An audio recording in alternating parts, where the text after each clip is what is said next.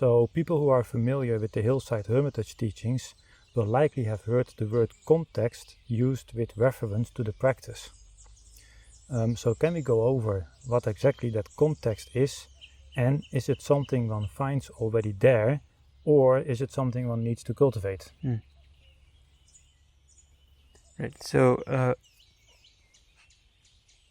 the context is definitely not something that you fabricate. It's not an idea that it's kind of like, there is a component of, let's say, intellectual reflection to it, but it would be more accurate to see it at the level of an emotional perspective or an emotional attitude, rather than just an idea that you can kind of keep at the back of your mind. So in the most practical sense, you could say the context refers to your present state of mind. That is the context that underlies your actions, and that even if you ignore it, it's still there, which is an important thing to understand. It's not that you're doing the context necessarily consciously, but you're certainly responsible for cultivating the context by acting out of states of, let's say, greed or aversion that might be there, even if you're not saying to yourself, I shall act out of this context and cultivate this context. Through your actions coming out of that state of mind, that is the context that you are increasing and strengthening. So that's why the suttas would say that somebody who, they would describe it as giving attention to the sign of gratification or the theme of gratification. That when somebody does that, their sensual desire increases. So it's not necessarily that you tell yourself, I shall cultivate the context of sensuality being pleasant and agreeable.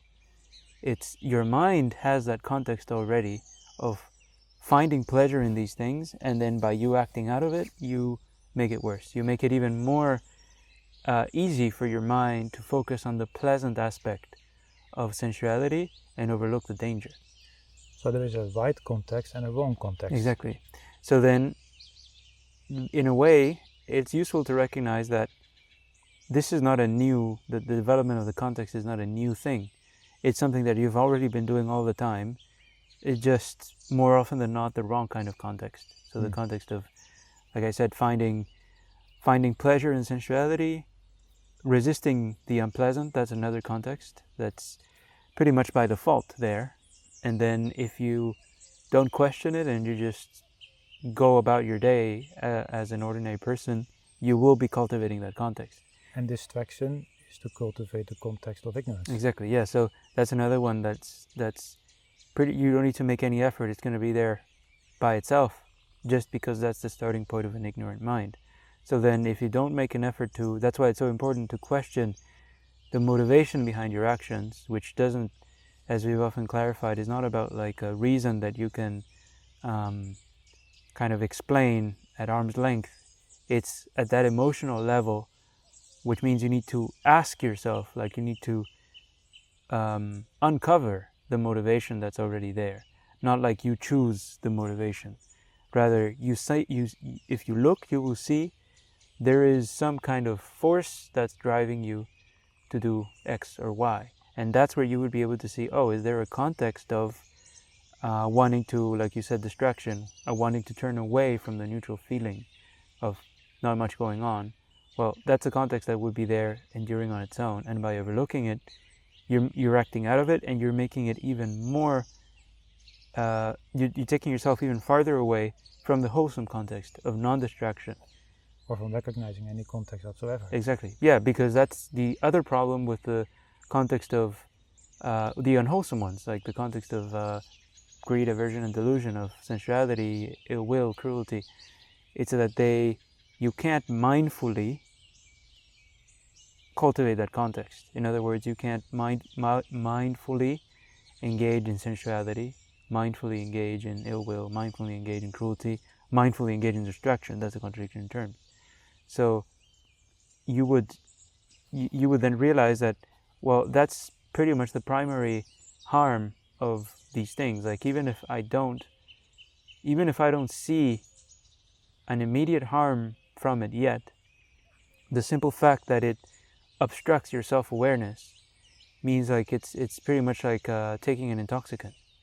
Like you don't know what you're going to end up doing if you take enough of an intoxicating substance. Well, it's the same thing. These and actually the Buddha called it like intoxication. And one of the translations for this term that's often rendered as heedfulness is non-intoxication, appamada, which is exactly what you will be cultivating. Like you would realize your normal context, your normal state of being is one of intoxication with one thing or the other. It doesn't necessarily have to be full-on core sensual pleasure. You're just intoxicated with, in the broadest sense, with life as such, with your ambitions, your goals, the things that you value, your health, protecting your health for its own sake, not even for the sake of practice, but just because you resist illness as such. Intoxication with youth, as if it were ultimately in your control. Yeah, or like I can do it because I'm still young, and even if it goes wrong, I have time in the future to correct my mistakes, which is all based on assumptions that are dangerous. Yeah, and also even if you don't have like something that fits neatly in one of those three categories, well, ultimately you will be intoxicated with some sight, sound, smell, taste, touch, or even mental image. So you might have even ideas about the practice, and they might be right ideas, but you often see that, like how somebody could become so engaged on that level of mental figuring out and intellectualizing that becomes pretty much their way of scratching the itch, their way of cultivating the same context of unwholesome kind of seeking gratification at the wrong place.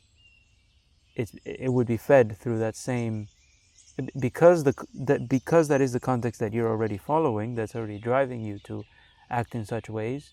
Well, the more you act in such ways, the more you will be strengthening that context. It's like a bully. The more you allow him to tell you what to do and harass you, and you don't push back against it, the more he will be doing it.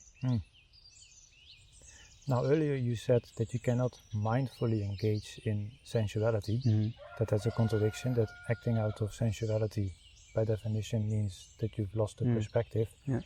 Does that mean that the pleasure of sensual pleasures is a memory?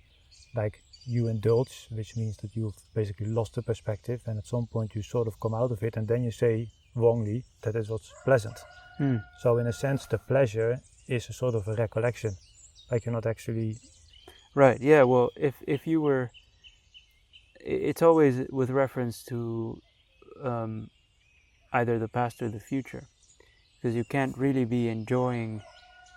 Like when you look at the sensual state of mind, it's never about what you're getting now. It's about the next pump of pleasure that would come. So it's in a way, yeah, it's always either a memory or something that you anticipate.